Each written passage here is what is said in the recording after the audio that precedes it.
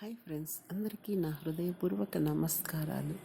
రెండవ శక్తి 27వ భాగం. ఒకటే సూత్రం, అది మీరే. ఆకర్షణ సూత్రాన్ని ఉపయోగించుకోవడానికి ఒకటే సరళమైన పద్ధతి ఉంది. అది మిమ్మల్ని ఎట్టి పరిస్థితుల్లోనైనా మంచిగా ఉంచుతుంది. ఆకర్షణ సూత్రానికి ఈ ప్రపంచంలో కావాల్సింది ఒకే ఒక వ్యక్తి, అది మీరే. ఎందుకంటే ఆ సూత్రం మీ భావనలకే స్పందిస్తుంది కనుక. మీరు ఎటువంటి భావనలను బహిర్గతం చేస్తున్నారో అదే ముఖ్యం. మీరు తప్ప మరో వ్యక్తితో ఆ సూత్రానికి సంబంధం లేదు. ఎందుకంటే ఎవరి గురించైనా మీరేమి అనుకుంటే దాన్నే మీరు వెనక్కి తెచ్చుకుంటున్నారన్నమాట. మరొక వ్యక్తి గురించి మీరెలా భావిస్తున్నారో, మరొకరిని గురించి మీరెలా ఆలోచిస్తున్నారో, ఏమంటున్నారో, వారికి మీరేం చేస్తున్నారో అదంతా మీకు మీరు చేసుకుంటున్నట్లే. ఎవరి గురించైనా విమర్శలు, తీర్పులు చెబితే మిమ్మల్ని మీరు విమర్శించుకున్నట్లే, మీ మీద మీరు తీర్పు చెప్పుకున్నట్లే. మరొకరిపై ప్రశంసలు, ప్రేమ కురిపిస్తే మీపై మీరు కురిపించుకున్నట్లే. అందువలన మీరు కోరుకున్నది మరొకరి దగ్గర ఉందంటే అది మీకు లభిస్తుంది. వారిని అభినందించడం, మీ కోరికను ప్రేమించడమే మీరు చేయాలి. మీకు నచ్చనివి, మీకు ఇష్టం లేనివి అయిన వాటిపై తీర్పులు చెప్పడము, విమర్శించడము మానేసి వాటిని పట్టించుకోకుండా ఉండండి. ఆకర్షణ సూత్రంలో అవును అన్నమాట ఒక్కటే ఉంటుంది. మీకు ఇష్టం లేని వాటిని నుంచి మీ దృష్టిని మళ్లించండి. వాటిని అసలు పట్టించుకోకండి. మీకు ఇష్టం లేని వాటిని మీరు వద్దు, కాదు అని సమాధానం చెప్పకండి.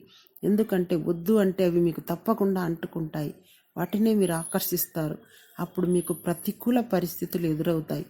మీరు దేనికి వద్దని, కాదని చెప్పకూడదు. అలా చెప్తే మీరు ప్రతికూలతనే ఆకర్షిస్తారన్నమాట.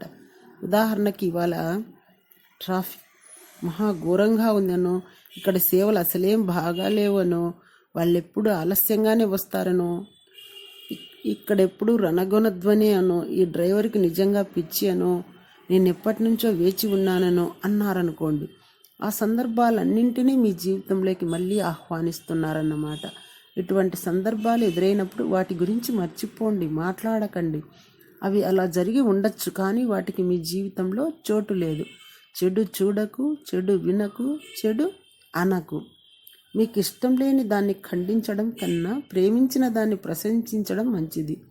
మీకు ఇష్టమైన విషయం కనిపించినప్పుడు అవును అనండి. మీకు నచ్చిన మాట వినిపించినప్పుడు అవును అనండి. మీకు నచ్చిన రుచి లభించినప్పుడు అవును అనండి.